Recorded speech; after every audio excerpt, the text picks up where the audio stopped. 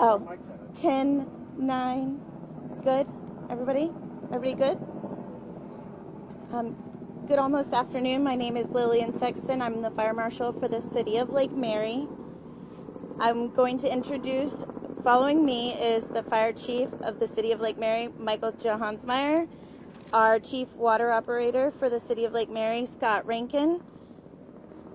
At 6:06 this morning, we were dispatched for a chemical leak at 263 Reinhardt Road, which is our water treatment facility. There is no imminent danger at this time, no change to the quality of the water, and we are also encouraging citizens. We have a citizen hotline at 407-585-1391, where we will continue to provide updates as this goes on.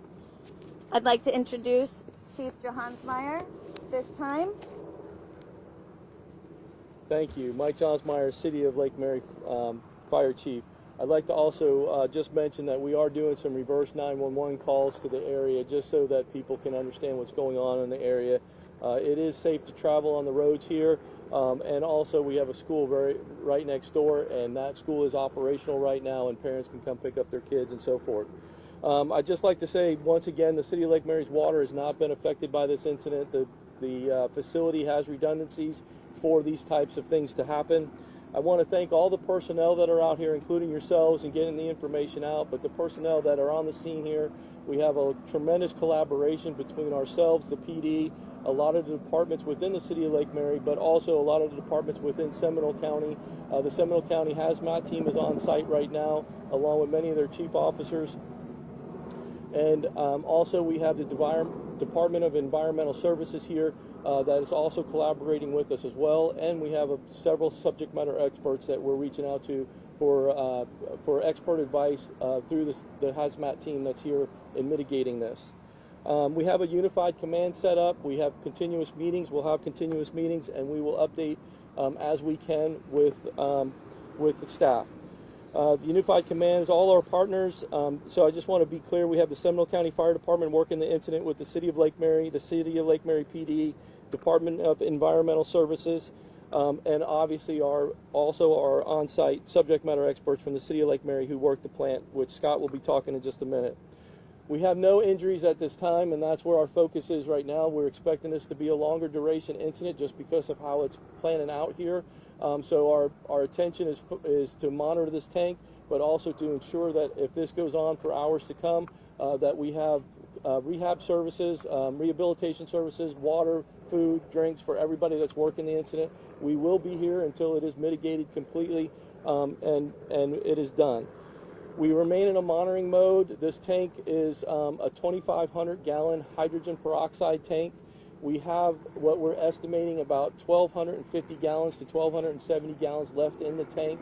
That is completely normal, but there is some type of release of the material, which we do not know why this has happened, and we will not know until after we have mitigated the material completely and removed it from the tank.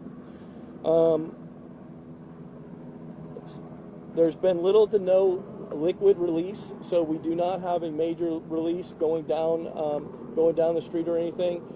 Anything that we have released from the tank has been contained, and we also have the facility that's containing that can contain any of the fire department operations that we have in effect with adding water and so forth. Like I said, we are expecting this to be a long duration. We're essentially waiting for the product to stabilize and ensure that we have no other incident from this incident. Right now, this tank is at the same temperature as the temperature of the tank next to it, and that is what we're most important for our mitigation efforts, is to keep it moving forward in that direction. I want to turn it over to Scott. Hello. Scott Rankin, Chief Water Operator, City of Lake Mary. So I just wanted to confirm and just evaluate that these facilities are built with a lot of redundancy, so we've been able to maintain 100% operations during this event and expect to during the whole duration. And I'd like to thank all the agencies and staff that have come out to assist with the situation we have at hand. Sorry. All right, so if you guys have any questions, we'll take those at this time. And then we'll also we plan to do an update at 3 o'clock this afternoon. Can you explain what is the hydrogen peroxide used for, and where did it actually leak? Did it leak into the water, or did it leak outside of the water into the plant area? I guess what's the concern? I'm going to divert to Mr. Rankin. The hydrogen peroxide is used in a treatment process that we use at the water facility. So it's just injected into our water as one of the processes as we move forward treating the water we have. As far as the additional questions, we don't have those answers yet.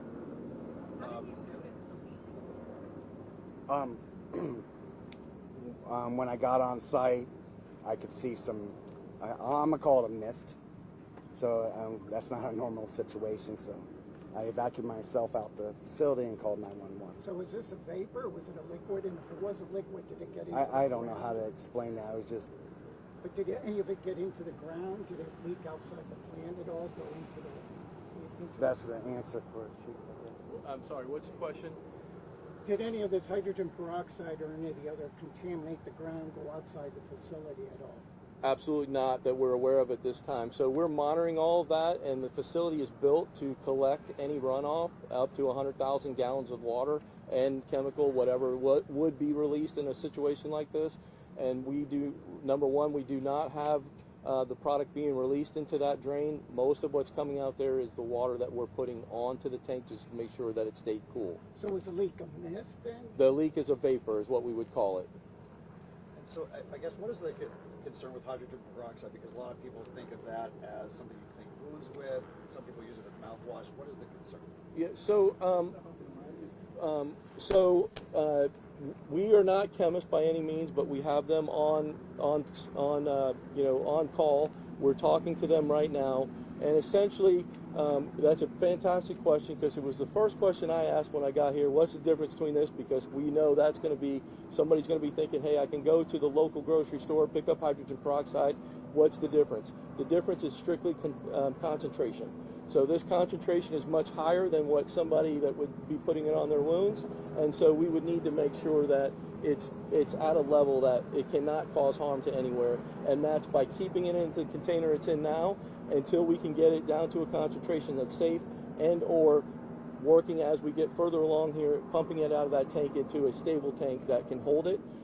And the vapor is what we would call inert. So when the vapor is going away, there is no concern for the environment or for personnel. That we have a what we would call a hot zone, which would be a contaminated zone in our world, that we wouldn't want to go in and out of that just because the vapor is in that area. But it's a very small area, and it does not include anything outside of the facility of the city of Lake Mary.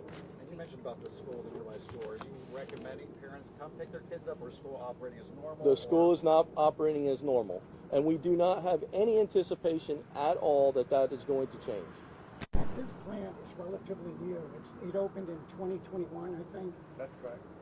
Is this the first time, Scott, that something like this has happened with the hydrogen peroxide or with any of the other chemicals you use to treat the water? Yes. This is the first time? That's the first time, yes. Are you going to take any precautions to prevent this from happening, or is it too early to say? After this event, I know I'm already trying to get a hold of the manufacturer. I already talked to our chemical provider. They're going to assist me getting a hold of the manufacturer so we can have a full investigation done to this tank, and more than likely it'll probably be replaced with a brand new one. A brand new tank? How long is it? Do you expect it to I don't know take that. the tank to get rid of all to offload? I don't have that. So it sounds like the tank failed. I don't know that answer until we go further and investigate. That's going to be undetermined at this time, and if and when we do have that answer, we will get back to you as soon as How possible. big is that tank again? The precautions that were made when students arrived to school this morning, like did that impact arrival this morning at all? There was no impact to the school that I'm aware of, and we have been in communication with Seminole County Public Schools. We have a jig set up with getting information out.